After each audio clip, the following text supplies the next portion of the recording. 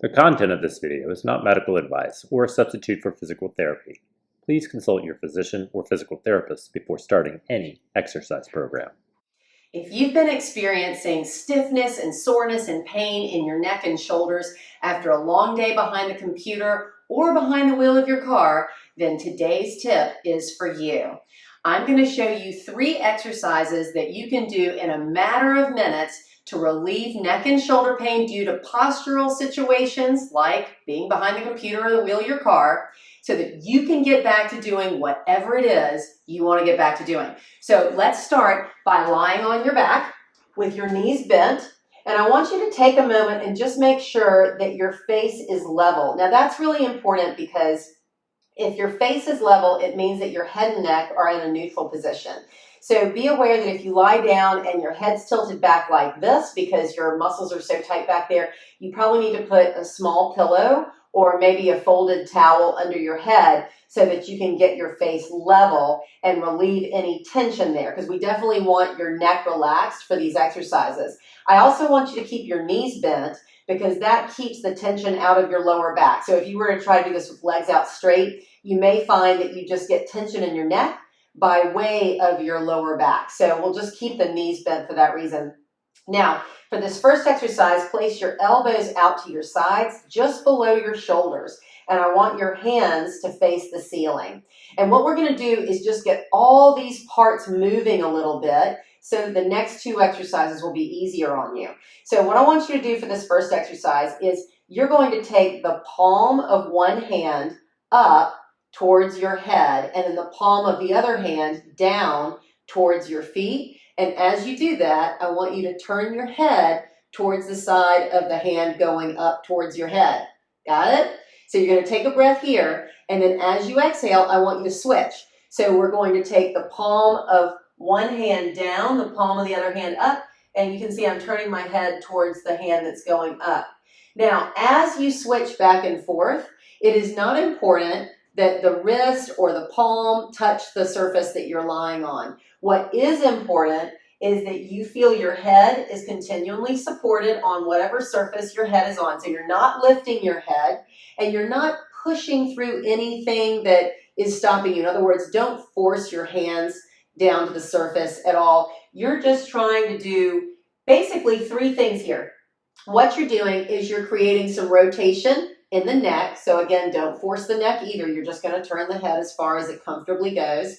Rotation at the shoulders, and then also rotation in the rear ribs. So we're getting all those parts moving, all those stiff and sore parts that haven't moved much throughout the day, get them moving again. And you can see that once you know the pattern, you can move through this with a little bit more speed. Now don't go fast, but you can certainly go at the pace that I'm going here and get really good results. So what I want you to do is alternate your arm positions and your head position like that 8 to 10 times. Just do it once through, take it easy, breathe with it, go 8 to 10 times. Then for our second exercise, we're going to stay right where we are, and you're going to place the palms up.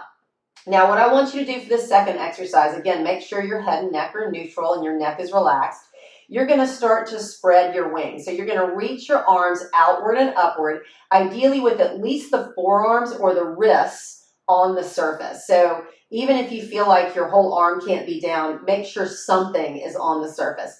Only go as high as you can keep the forearms or wrists on the surface without pain or strain. And then once you're here at the top, and we'll call this like a V position, you can gently pull the elbows downward toward a goalpost or even a W if that's available. And then what I want you to do is just kind of go back and forth between this V position and this W position or goalpost position. So to be clear, only go as far as it feels good. Make sure, again, you're not forcing anything. This is really opening up those muscles in the fronts of the shoulders and the chest. So trying to get a little bit more room in those areas and letting the shoulders glide gently in the socket. So again, this should be pain-free.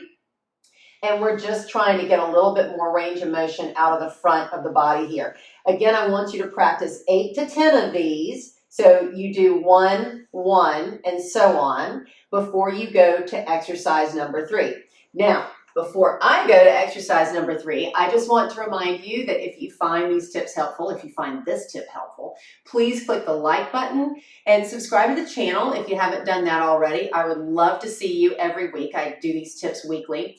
And if you want more in-depth information and breakdown on the exercises that I give in the video tips, go ahead and subscribe to my newsletter, which you can find the link there in the description below the video. All right, now we're off to exercise number 3. So we're going to go back down to the back. Again, just make sure that your face is level so that your head and neck are neutral. And this time, we're going to address the neck itself. So I want you to take your fingertips and place them just underneath the base of your skull. Now, you're going to place them there very gently. You're not going to push or pull on them, but you're just going to be touching the base of your skull with your fingertips. And what I want you to do here is a very gentle motion. As you inhale, because it actually helps you move, as you inhale, I want you to gently tip your chin down. And as you're tipping your chin down, you're just gently pulling up on the base of the skull with your fingers. So use only your first fingers here because I don't want you to use a lot of force. This should be super gentle. And you should kind of feel like your top of your head is moving away from your neck, right? So you're tipping the chin down, but you're also kind of tractioning, lengthening the back of the neck very, very gently. And then on an exhale, you're going to return to your start position, which should be that neutral head and neck position. So let's do that again. We're going to inhale and gently pull up on the base of the skull, tipping the chin down, kind of reaching the top of the head away from the neck, and then return to neutral. I'm going to do 2 more with you just so you can see it again. Inhale, tip the chin down, gently reaching up on the back of the skull there, and then release to neutral. And last one, tip the chin down and release to neutral. Now notice I'm not staying there very long. We're not putting a lot of force through this. I don't want you thinking that you need to flatten your neck or pull on your head. This is literally just to rock those muscles in the back of the neck that tend to get really tight due to those situations we talked about earlier, computers, car seats, etc. And you're just trying to rock them and release them a little bit so you can have a little bit more room in your neck. All right, so remember, none of these exercises should ever create pain or strain. In fact, they should relieve your pain and strain. That's all I've got for you this week. I hope you found that helpful. Until next time, keep moving and be well.